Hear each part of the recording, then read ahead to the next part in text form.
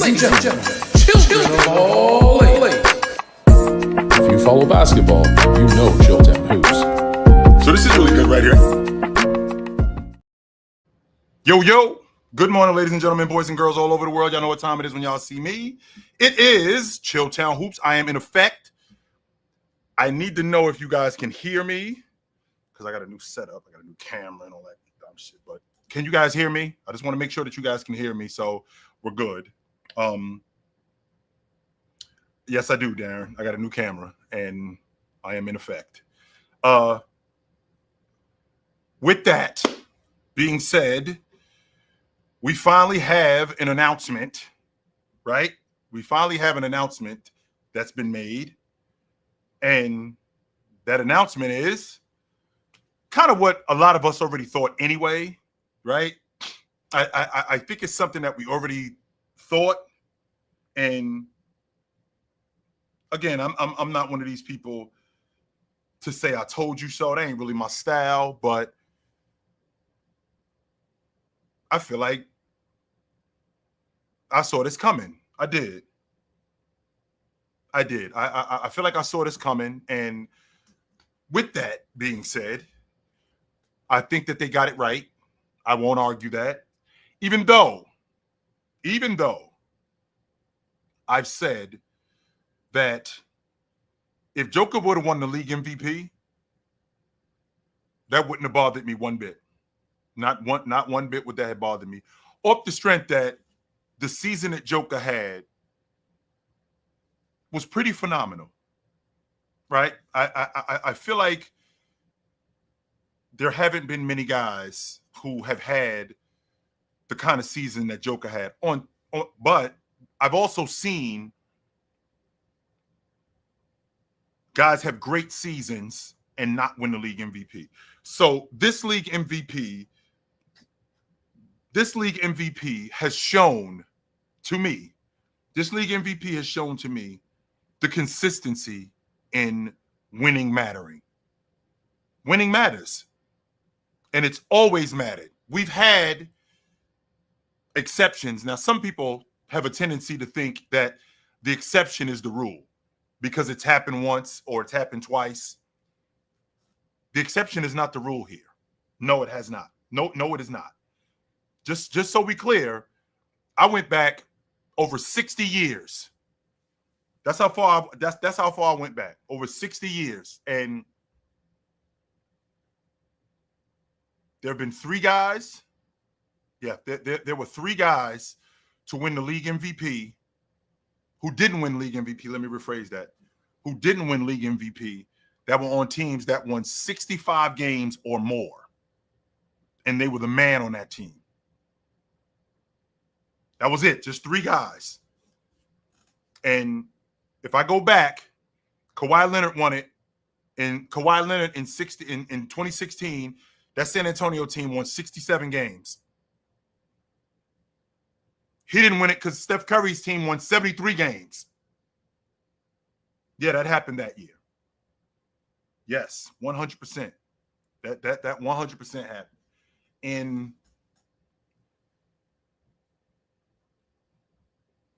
In 72, the Lakers won 72 games. I'm sorry, they won 68 games in 72. And Chamberlain did not win the league MVP that year. Jabbar won it. Jabbar won league MVP that year. Jerry West came in third, though. And Jerry West came in second. They won 68 games that year. And if I'm not mistaken, right, if I'm not mistaken, there wasn't a Knick. There wasn't one Knick that won that got a league MVP vote in 73. And they had won 68 games. And they didn't get one Knick off that crew. That's three guys in over 60 years. Three. Other than that, right? Other than that, every player that's been on the team that's won 65 games or more in the last over 60 years, they've won the league MVP. And Shai is no exception. Winning matters. You can say whatever you want about Shai in terms of how good, in terms of how good he was. And please, Wood, don't leave that part out, right? Don't leave out the part that the fact that Jerry West came in second when they won 68 games. Milwaukee won 69 games that year. In 2016, San Antonio won 67 games. The Warriors won 72 games, 73 games that year. That happened. And Jabbar averaged like 34 and 17. So let's I want to make sure that I want to make sure that we're clear on what's going on with that Knicks team. I mean, with that Boston team in 73 in the conference finals. Because Dave Cowan was on that crew, and he was a 24. I mean, against the Knicks in the conference finals, he averaged something ridiculous like 24 and 15. Dave Cowan's at that point. I mean, Dave Cowan's at that point was one of the better players in the league. Was definitely a league MVP. And if I'm not mistaken, Dave Cowan's did end up winning league MVP, and he actually did win league MVP in 73. I take that back. Yeah. So it's only been two guys. That's it. It's only been two guys. It's only been two guys that was on a team that won 65 games or more and did not win the league MVP. That's it. Just two. That's Kawhi Leonard in 16. They won 67 games. That's because Curry's team won 73 games. And Chamberlain and Jerry West in 70 and 72, they won 68 games. Milwaukee won 69 games that year. They had a bomb squad. They was awesome. They lost in the first round too, by the way. But anyway, winning 100% matters. SGA has played in 76 games this season. In the 76 games that he's played, because he clearly doesn't miss a lot of games, he's played in 76 games this season. Oklahoma City won 68 of those 76 games. That's more than 85% of the games. That means 4 out of every 5 games he's playing and they win it. And we're not going to talk about SGA being on a crew that was a bomb squad, because don't forget he lost Chet for 4 months. Chet broke his hip. I thought Chet was going to be out for the season. When Chet broke his hip, I thought he was going to be out for the season. They said that this was an 8 to 12 week process. I thought he was done for the season. Hartenstein broke his hand. He was out for 2 months. Alex Caruso was out for 25 games. So, I mean, he had guys in and out of the lineup. The only constant was SGA. Led the league in 50-point games, 40-point games, 30-point games, and 20-point games. Led the league in scoring. He was in the top 3 in the league in steals, just like Joker was. The separator in this whole thing, the separator in this whole thing was winning. Winning has always mattered. Winning will always matter when it comes to league MVPs. I do understand that we're in a space where being a league MVP, what you do matters as an individual player. I'm not, and I won't argue that. But we've seen seasons where guys have had awesome seasons, but it didn't match up to winning. It didn't match up to their winning. I watched it. I wasn't around in 62, but in 62, Chamberlain averaged 50 and 26. Oscar Robertson averaged a triple-double that season. Elgin Baylor came in 4th place in league MVP votes. He averaged almost 40 and 20. He averaged 38 and 18. He came in 4th place in league MVP votes. 4th place. Bob Pettit came in 5th place and he averaged 30 and almost 20. Bill Russell won the league MVP. He was 18 and 23. But the Celtics were winning, and they were winning off the strength of him. Off the strength of him. And I go back to my original logic I don't think SGA is a better player than Joker. I don't think that. No, I think Joker is a better player than him. But I said this in February, I said this in March, and I said this in April, and I still stand on it. I don't think that there is anybody who contributes to winning more than SGA does. I don't think there's anybody else who does that. And that doesn't mean that Joker isn't. That doesn't mean that SGA isn't, or Joker isn't a better player. I mean, to average 30, to average a triple double, right? To average a triple double, an efficient triple double like what Joker did. I mean, I wouldn't have been, to be honest with you, I wouldn't have been surprised if Joker would have won. If Joker would have won the league MVP, I wouldn't have been like, oh my God, this is not. No. No. Now, the question that needs to be answered here is, where do we go from here with SGA? So SGA has played at this level for the last 3 years. In the 2022-23 season, he was first team All-Pro. I was against that. I thought Donovan Mitchell should have been a first team All-Pro. I've always felt like as a first team All-Pro, when it matters. I've always felt like that. Last year, he was first team All-Pro again. This year, first team All-Pro again. So 3 straight years, I'm playing at a top 5 level. I'm in that conversation, right? So in addition to me being in that conversation of being a top 5 player, I win the league MVP. My team is deep in the playoffs. Like, how are we going to start talking about SGA after this? Does SGA now? Does SGA now?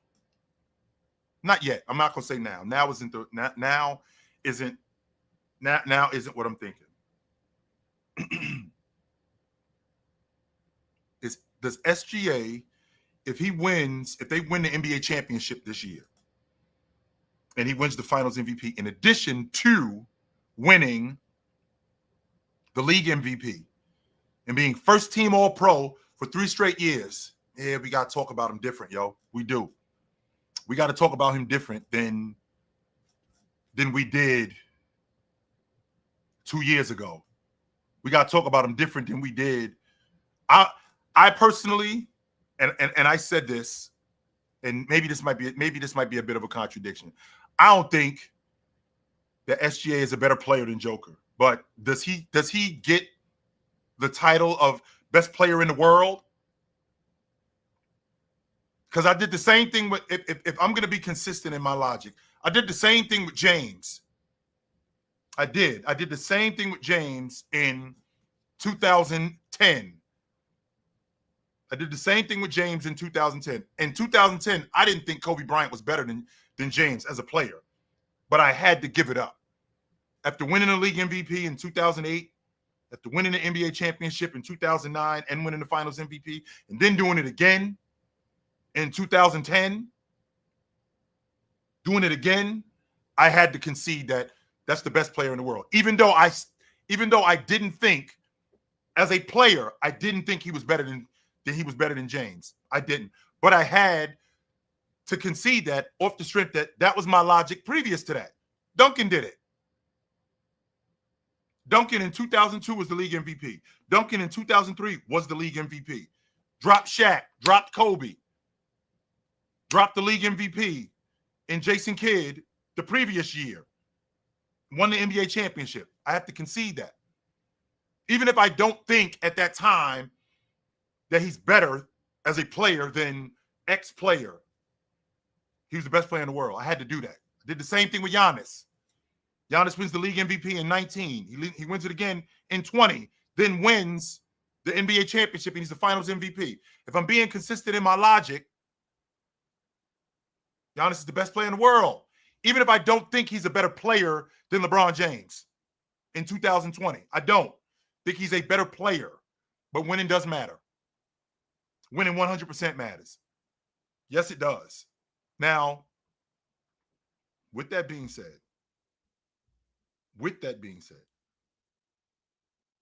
with winning, even though it's not as high on my list as you may think,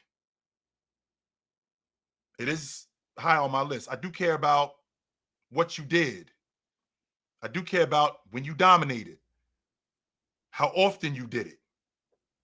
Like, you can't just show up on the scene, and I never subscribe to that because I don't believe in flukes. I don't. I don't believe in the fluke logic. But I do have a super chat from Teddy Hart where he says, I'm the biggest OKC fan, and I even think there are a few guys who personally contributed to winning more than him. The team is that good. Who are those guys, Teddy? Because he lost, if I'm not mistaken, he lost Chet for 4 months. For 4 months, he lost Chet. He lost Hartenstein for 2 months with a broken hand. And Chet was out too, by the way, when this was going on. He lost Alex Caruso for a month, maybe a month and a half. He lost him. Now,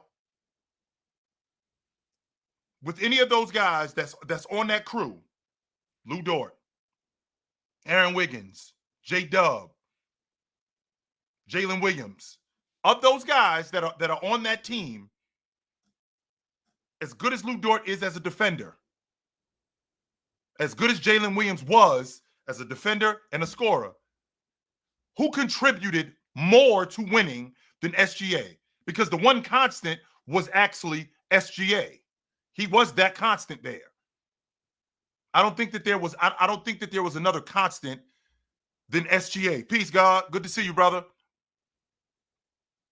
I don't think that there was another constant there, unlike SGA. I mean, like I said, to win 68 games, to be on the floor for 76 games and to win 68 of those 76 games, that's over 85% of the games we won. That's over 85% of the games we won with him on the floor. Winning 100% matters. And it's always been the constant when it comes to the league MVP. Always been that. And please don't let one or two exceptions throw you off the track. Don't do that. Because with Joker winning it in 22, let's not forget, Jamal Murray did play half that season with him. Right? In 21, I'm sorry. Jamal Murray did play half of that season with him. Not 22. In 21, I'm sorry. Jamal Murray did play half that season with him before he tore his knee up. And they ended up in third place. That did happen. And then in 22, he had a season similar to what Jabbar did in 76 when he won the league MVP. In terms of production. I mean, Jabbar led the league in PER, just like Joker did. Jabbar was at the top of the league. I think he was second in the league in rebounding that year. I think he was third or fourth in the league in scoring. And by the way, that Denver team that finished sixth in the Western Conference, that team that Jabbar got on in 76, they were Portland today. No, I'm not going to say Portland because I think Portland was better. They were Charlotte. They were at the bottom of the Western Conference. That Laker team he got on. They were awful. Awful. That crew that he got on. They were terrible. So I think that the voters, I do think that they got it right in the aspect that when it comes to the league MVP is the most valuable player to your team's success. I've always felt like that. Yeah, I've always felt like however tough your conference is, or however tough your division is, or however tough the NBA is, when you're talking about the league MVP, I've always felt like that mattered. Always felt like winning matters. And what you did in the process of the winning, and don't get me wrong, I mean, Denver did, right? I believe Denver did win 50 plus games, and they finished fourth in the Western Conference. That did happen. I'm not going to argue that point. That 100% happened. So he's definitely in that conversation of winning league MVP. Just like Giannis is. I mean, they finished 5th in the East.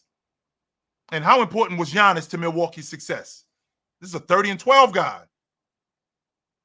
This is the second year in a row he averaged 30 and 10 on 60%. Shaq didn't do that. Chamberlain didn't do that. I know that sounds ridiculous to you guys. Yes, Shaq didn't do that. So I got a super chat from Teddy Hart. He says, not on his team. I was comparing him to the rest of the league. SGA is among the top guys, but I give Joker the nod as far as strictly contributing to winning. When SGA doesn't play, they win on a 68-game pace. Only except he did play. That's the difference. So, Teddy, as much as I can appreciate the if he didn't play, which that is fair, that is 100% fair to say that. If he didn't play, they still would have won 68 games. I don't think that's legit. I'm having a difficult time with Chet being off the floor and Hartenstein missing a month and a half and 2 months, or Alex Caruso missing 25 games, and SGA not playing. I'm having a difficult time with the logic that the Oklahoma City Thunder are still on pace to win 68 games with J-Dub and Lou Dort. Nah, I'm not buying that. But I say that to say SGA did play. And when he did play, he contributed to winning on both the offensive and defensive end of the floor. With Alex Caruso off the floor, with Chet off the floor, with Hartenstein off the floor, because these guys weren't always around. He was the only constant when we talk about that level of player. So, as much as I can appreciate your logic, he did play. So, here we are. We're in the Western Conference Championship. Right? Here we are in the Western Conference Championship. And I got to address this really quickly before I move forward, because this is some of the most ridiculous shit ever. OKC without SGA wins 50 games. No, they don't, Patrick. And you know how they don't? Because take SGA off that team, and Chet is off the floor for 4 months. Hartenstein is off the floor for 2 months. Alex Caruso is off the floor for 25 games. It's a month and a half. They ain't winning 50 games with J-Dub and Lou Dort as constants. That's not happening. Because if that's happening, you're telling me that J-Dub is a league MVP candidate. That's what you're telling me. That's not happening. They ain't winning 50 games with J-Dub at the helm and Lou Dort and Casey Wallace and Aaron Wiggins. With all of them other dudes out of the lineup as much as they were out of the lineup. That's not happening, Patrick. Save that one. No, I'm not trying to hear that. No, I'm not. No way. I'm not trying to hear that at all. Anyway, so we had ourselves somewhat of a dogfight early, right? We had something of a dogfight early. I thought Jaden McDaniels, for all intents purposes, as much as the fouls were going on, I think with the fouls going on, with the way that Oklahoma City turned Minnesota over, I thought McDaniels did a good job on SGA. I thought he did as good a job as you could possibly do on a guy. I don't think that you could have done a better job on him. I don't think that there's many guys that could have done a better job on SGA than what McDaniels did on him yesterday. You know, what was he, 2 for 14 at the half? He got going in the second half. And in addition to him getting going in the second half, he got to the stripe. And as all of you guys know, or if any of you guys have played basketball, you know, as a scorer, I just need to see the ball go through. However the ball goes through the rim, I just need to see it go through, whether I get to the stripe, whether I get an open floor dunk, whether I get a layup. I just need to see the ball go through. Once I see the ball go through, now I can get going, right? So with that being said, SGA I believe in that third quarter, he got going because he got to the strike. And next thing you know, he's like 6 for 8 from the floor. I think he scored 13 or 14 in the third. I think he scored either 12 or 13 in the third, something like that. So he got going. As good a job as McDaniels did on him. I mean, I think that was pretty phenomenal. I think Ant has to the energy with Ant. I'm not going to say I'm tired of it, but these feel out games, I'm not trying to hear that. These feel out games don't work with me. I don't. I've never. Just like I've never bought into punting games, right? Just like I've never bought into punting games, I've never bought into feel out games because we got time. No, I never bought into that because I can tell you right now, if we as a team, if you're Minnesota, and what we're doing is we're saying that we're playing the luck of the odds, and odds are we're gonna start hitting more threes. That sounds like hope being a plan. Hope is not a plan. I can tell you that right now. Hope is not a plan. We can't hope that we start hitting threes. No, we can't do that because this will be a very short series. We will be shown the door really quickly if that happens. We cannot come out here saying, well, I hope we make shots.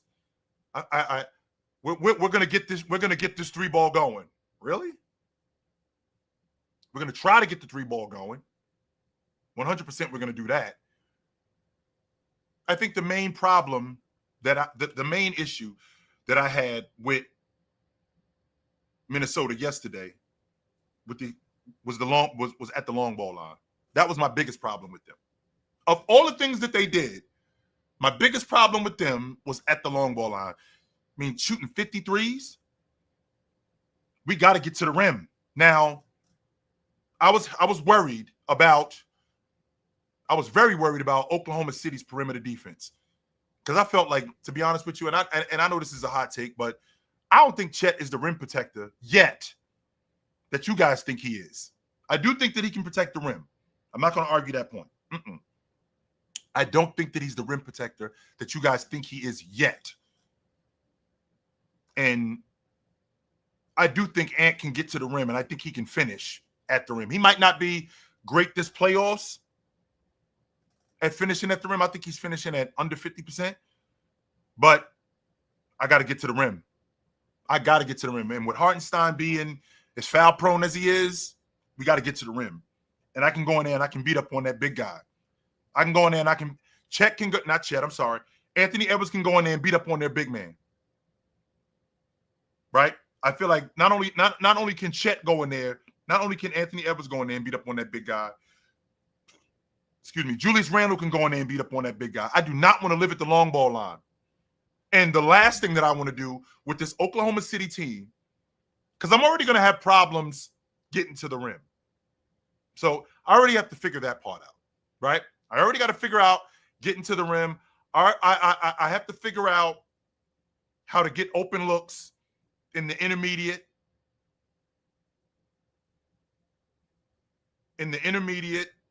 I have to figure out how to get open looks at the rim. I got to figure out how to get open looks at the long ball line. In addition to trying to figure out my offense, the last thing that I want to do is enhance what Oklahoma City is good at, which is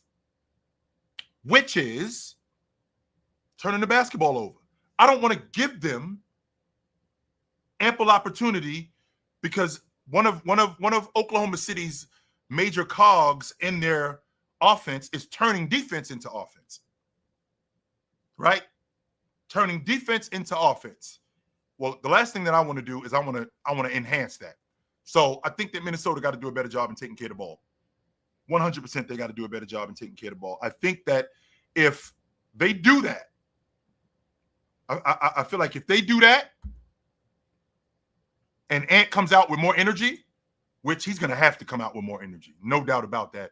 I felt like Ant was, I'm not going to say sluggish, but I felt like Alex Caruso calmed him. I felt like Alex Caruso slowed him down. Ant plays with a lot of energy. There's a lot of bounce to Ant's game, a lot. With there being a lot of bounce to Ant's game, when you playing against a guy like Alex Caruso, who limits your opportunities to get to the rim, who does a great job in screen navigation, I don't think that there's many guys in the league that blow up plays like Alex Caruso does. There aren't many in my estimation, and there aren't many guys that are that good at on-ball defending as Alex Caruso. So my energy level has to be higher. That means that when I'm off the basketball, I got to do more moving. That means when I'm off the basketball, I got to cut harder. That means when I'm off the basketball, I got to look for quicker hits. Because to get the ball in front of Alex Caruso and try to line him up, I think that I'm making it a lot more difficult on myself than I would. I'm making it a lot more difficult on myself than I would if I didn't just get to the rim. I would make it a lot more difficult on myself if I did that. Teddy Hart sends a super chat where he says, Chill, do you believe in principle the team who wins the championship should stand pat with their roster or keep improving in the offseason so the field can't catch up? Well, I do think that there's a level of improvement that you have to have it, but it depends on what the team is, Teddy. So what I mean when I say that is, like, for example, the Golden State Warriors, when they won the championship in 22, I think that team, that was probably it. I think that was the swan song right there. I think that was I think that was all you were going to get from that crew.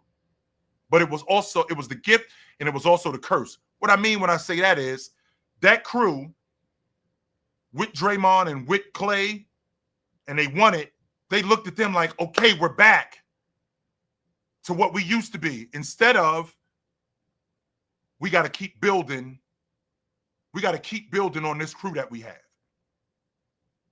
That was the best time to upgrade that. Now, if you're in a position where, you got Kobe and Shaq, and you got Ori, who's in year 8, you got Rick Fox, who's in year 10, you got Derek Fisher, who's in year 5, who's in year 4.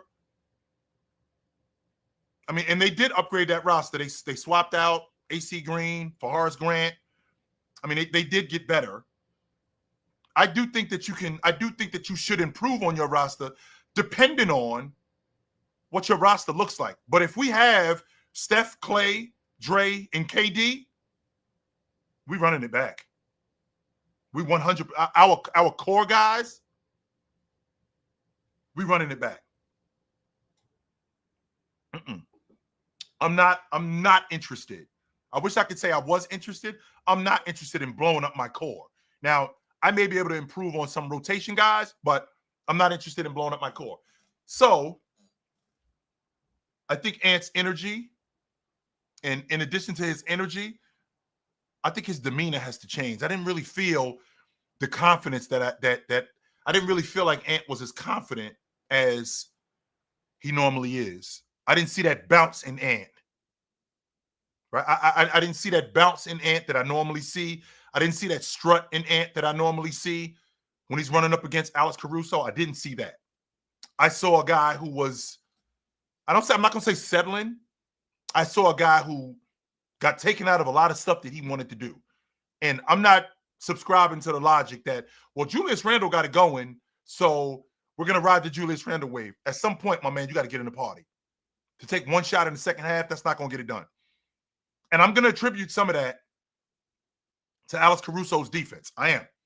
I'm 100% going to attribute some of that to Alex Caruso's defense. Alex Caruso is a dog. 100%. He will sit in a chair and he will fight. And I love that about him. However, and I'm going to say this for the people in the cheap seats, you are Anthony motherfucking Edwards. Not many guys can stay in front of you. If anybody can stay in front of you. And as good as Alex Caruso is, he shouldn't be able to consistently stay in front of you. He can't take you out of games, which is what happened yesterday. which is 100% what happened yesterday. Julius Randle is looking at the rest of them dudes. He's looking at Alex Caruso. He's looking at Chet. He's looking at Cason Wallace. Like them dudes are food. None of you dudes can cover me. Not one of you dudes. That includes Alex Caruso. Yeah, I'll give up an offensive foul. I might turn the ball over. I'm not going to argue that. But I can tell you what I'm not going to do. I'm not going to stop coming at you. And I felt like Ant Edwards did that yesterday. I felt like there was a part of him that conceded. And it was evident because he only took one shot in the second half. That's not going to get it done. At all is that going to get it done. Now, here we are in the East Finals. And I could talk about how good Indiana's rotation people as good as I could talk about how good Indiana's rotation guys are, how good their transition is. But with all of that being said, and I'm having a really difficult time with this, the Pope went to Indiana. The Pope went to Villanova, man. The Pope went to Villanova. That's all I'm thinking about. The Pope went to Villanova. How am I supposed to combat that? As good as I think Obi Toppin is going to be in transition in this series, as good of a backup lead guard, because I feel like the Knicks are going to have to exert way more energy to get what they need to get done than Indiana is, because Indiana's got more guys. And I know that Tibbs has 9 guys. Tibbs 100% has 9 guys. I don't, to be honest with you, I don't count Mitchell Robinson as a rotation guy. He's like their 6th starter. Kind of like in football, your 12th man. I think Mitchell Robinson is their 6th starter. So with that, I don't count him. But with the Knicks, Tibbs he's got Campaign, Precious Achua, Miles, Shammert, right? He's got those guys on the bench. And I've said this before, and I'm going to stand on it. The difference here is Tibbs is 100% going to play you. You got to show him something, though. And you better show him something early, because if you don't, I can tell you right now, you're going to be sitting next to him for the rest of the game. That's who Tibbs is. That's who he's always been.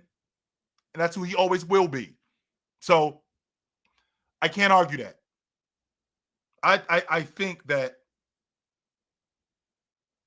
I think that Indiana's rotation, as much as I love them, they're the fastest team in the league. They're the fastest team in the playoffs. They got the best transition offense. They got the better passing point guard. I think he takes care of the ball a little bit more. I think that's going to matter. I'm just trying to contend with the Pope. That's what I'm thinking about. I'm just trying to contend with the Pope. I don't know if I could contend with that. That's what I'm thinking about more than anything. Can I contend with the Pope? And if I can't contend with the Pope, then because it's literally like having God on your side. It's literally like that. And I mean, I can't compete with that. So I think this game 1, I don't think it's that much of a statement game, because, you know, I was around when the Lakers go into Boston for game 1 of the NBA Finals and get stomped. I remember that by 34 points. I was around when the Miami Heat go into Chicago in game 1 and the Bulls beat them by 20 with James, Wade, and Bosh. The Bulls beat them by 20. Now I'm thinking to myself, if I'd said to you, Markel, if I said to you in 2011, after the Bulls smoked the Miami Heat in game 1, beat them by 20, if I said to you, Markel, the Bulls ain't winning another game in this series, and I got a stack on it, what would you have said to me? I could tell you what you would have said to me. You'd have said, chill, I see your stack. Here go 2 more stacks that they're going to win another game. Are you crazy? Are you sick? Chill, are you bugging out? Only except that's what happened. So I can appreciate, you know, game 1 being a statement game, but I've seen teams, right? I've seen teams come out real sharp in game 1, and I don't get nothing else from them for the series. I haven't. So I do want to hear from you guys, though. I do. I do want to hear from you guys. SGA won the league MVP. He did. SGA won the league MVP, and I think they got it right. Winning matters. This Minnesota team, they better get it together. Otherwise, it's going to be a short series. And I mean, the Knicks got the Pope on their side, so I'm having a difficult time with this. But what up? Mic check. Can you guys hear me? I'll see if I can get you back. Leaf Diggy, what up? What's going on, Chill? About let's get right into it. About the MVP. Man, how fortunate are we as some crazy, sick, sadistic, psychotic basketball fans that we are, that we was able to see the two guys that was the front ones of MVP go in a 7-game series. I don't think I can't. You majored in history, bro. Like, when the last time we seen some shit like that? So the league MVPs. So in 17 we got Russ and Harden. Right, and that was did we get 7? Did we get a 7-game series? I think that was 6. I don't think that was 7 games. That was 5. I think that was 5. Yeah, it might be 6. You can correct me if I'm wrong. We got Steph and Harden in 15. They mopped them dudes in 5 games. In addition to that, if I'm not mistaken, we got James and Derrick Rose in 2011. The Bulls got mopped in 5 games. I think we've had 8 of them. Yeah, we've had 8 of them. How many of them have won 7 games though? Like, it was like a real. Because I listen. Call me crazy. You could disagree with me on this, but I don't think I've seen a team earn a series the way I seen this OKC team earn the series. They earned that series, man. They was down 2-1, and they fought back and clawed and won this series against what may be the best player in the world. Which he is, I think. But which I think he is until for some further notice, because now that SGA has won this award, and I'm gonna put this on your mind because I'm gonna get real vicious with this. It's gonna put a smile on your face. So SGA has won the scoring title. He's won the MVP. He has the best record in the league. He is going to be first team All NBA. He's probably going to make an All Defensive team. If he make the All Defensive team, and he's probably going to win Finals MVP. It's only 4 other times that's been done. You know the 4 other times that's been done, right? And how many people have done that? Let's see. Jordan did it.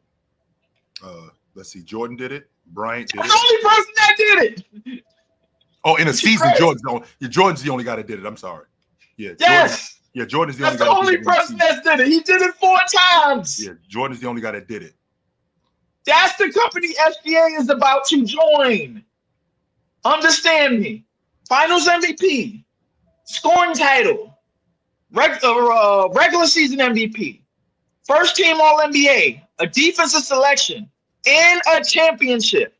That's only been done 4 times, Chill, by one guy. But the difference is, I don't think SGA is going to be a first team All NBA performer, and that's what Jordan. Well, he gonna make all defensive team, bro. Maybe. No, Leaf will not disappear when the Tangerines make the finals. What is your problem, bro? I don't give a damn about the Tangerines. And listen, I'm about to get ignorant, Chill. Excuse me. God, the hell with the Pope. I said it. The hell with the damn Pope. I don't want nothing to do with this. I'll put the disclaimer out there. The hell with the Pope. The hell with Villanova, and the hell with the damn Wildcats. Nobody gives a crap about any of them. Now, as far as this OKC series, I don't think OKC should lose another goddamn game. To be honest with you, bro. Like, this team is far. Listen, I'm a Chilltown. I've only felt this way 2 years ago when Denver was one of the last 4 teams remaining, when they played the Lakers and they broomed them, and they were supposed to broom the hell out of Miami. And I thought they was going to kick the shit out of the Celtics too. Yes, I said it. I thought they was going to kick the shit out of the Celtics too.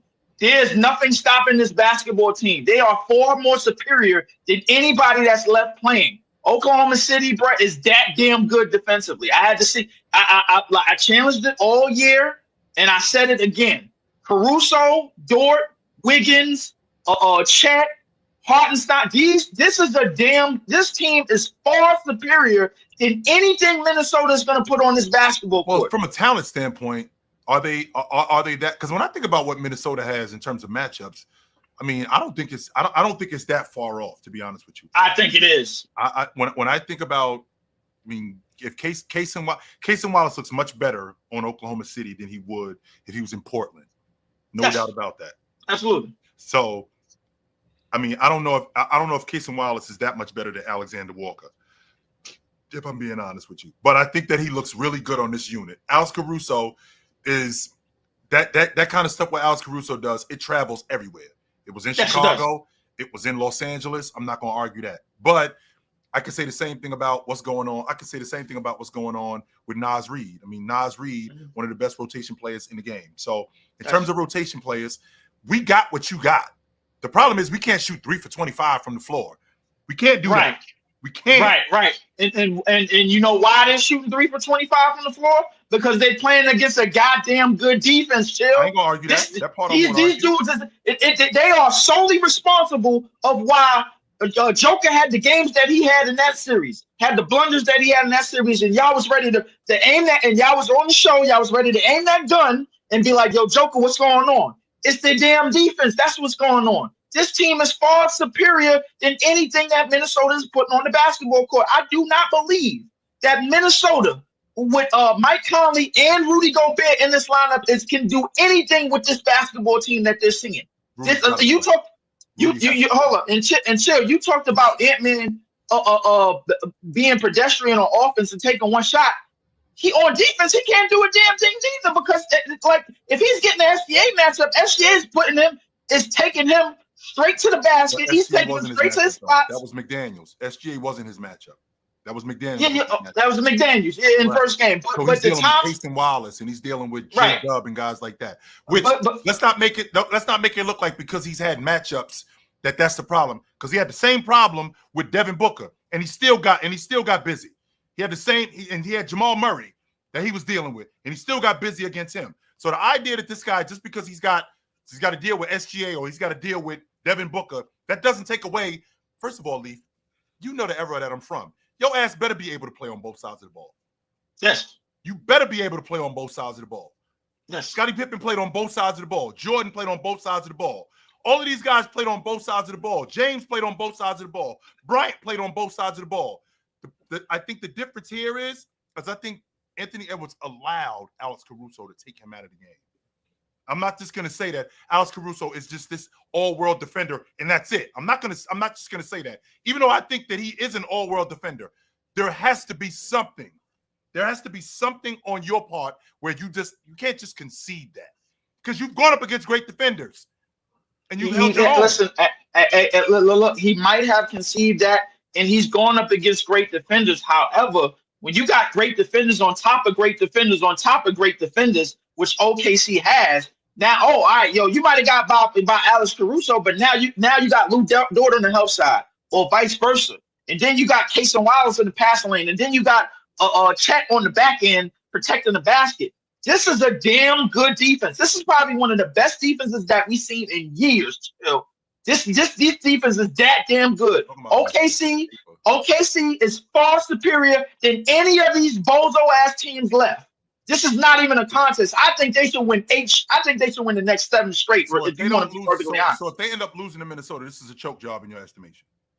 To me, yeah, it might be. They might let a game go, but I ain't talking about letting the game. I'm talking about if they lose this series, this is a choke job to you. Oh yeah, hell yeah, absolutely. This team is far too superior than them. Defensively, they know what the hell they do. Like, they are that damn good at winning defensive possessions. They are that damn. They have filled out all the gaps that they need to fill out. I don't think they worried about the offensive rebound battle. Now, you did mention one thing that was correct. Julius Randle, who's a grown-ass man, he ain't scared of them. But you need a little bit more. I seen the same thing in the play-in tournament championship game when Giannis went full strength at him and Chet wasn't on the back end. The difference is now you got a team that just got out of a 7-game series at full strength, and they got all the dog and all the momentum on their side. And they are still the best team, head and shoulders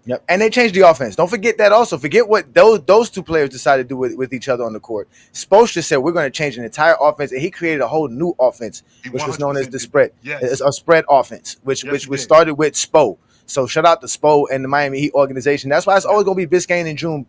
Next year is Biscayne in June. I'm back as a Heat fan. No more of this faker Lakers stuff for me.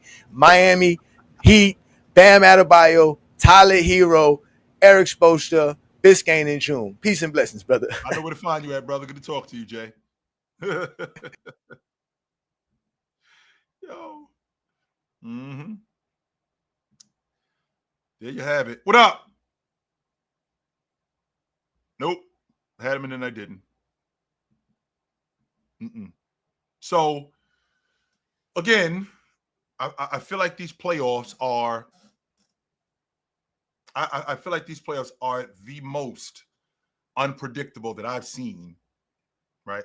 I think these playoffs are the most unpredictable that I've seen since I've been watching basketball. I can definitively say when I was watching the Lakers in 2000, I was like, they winning it again. Who's going to be their competition? San Antonio or Philly. When San Antonio was running around, I was like, they're winning it. That Miami Heat team, they winning it. When they won it in 12, because I'm going to be honest with you guys, there was a time, and I can't be, I can't be this way and then not this way. So there was a time when James got to the finals in 2007, and I was like, yo, he's just young. And then he got to the finals in 2011, and that happened. And I was thinking, can this guy really do it? Can he really get it done? Maybe I'm wrong about him. Maybe he isn't as good as I think he is. Maybe this stage is too big for him. That did happen. I'm not going to argue that. 100% that happened. However, when I think about the playoffs, there was plenty of teams that I saw after they won it, after the Heat won it in 2012. I vividly remember having a conversation with my good buddy Terry, and I told him they're going to win it again next year too. I told him that. They're winning it again next year. And I felt like they were going to win it again, and they did. Even though it was a 7-game series against San Antonio, they were going to win it. And we've had, up until this point, where we're going to have the 7th different champion in the last 7 seasons. We had teams that were definitive in being there. Don't forget, the Spurs went to the NBA championship in back-to-back years, in 13 and 14. The Miami Heat was in the NBA championship from 2010 to 2014. It's 4 seasons. 10-11, 11-12, 12-13, 13-14. It was an NBA championship 4 straight years. Then enter Steph Curry and the Golden State Warriors. Half the decade is ending when it comes to the NBA. Half the decade is going to be over at the end of this championship. Half the decade is over. We're moving into the second half of the decade. So to see a team run off 3 or 4 championships, I don't think that that's realistic off the strength of what I had seen in the past. And in the past, I've seen this leading up to that. I saw the Miami Heat 4 straight times in the NBA championship. San Antonio in the NBA championship twice in back-to-back seasons. And then the Golden State Warriors in the NBA finals 5 straight years. And then Cleveland in the NBA championship 14-15, 15-16, 16-17, 4 straight years. Like, that was going on. So for a decade, that was leading up to that. Same logic in the 2000s. When I saw the Lakers, I'm like, yo, these guys are going to be around for a while. I don't feel like definitively that there's somebody that I can say these dudes going to be around for a while, so you better get used to seeing them. I don't think there's anybody that I feel like that about today. I don't. And because of that, I do think that the parity in the league, I do think that it's good for the league. I'd be lying if I said I didn't think that it was good for the league. I do think it's good for the league. So SGA wins the league MVP. I think this is fantastic.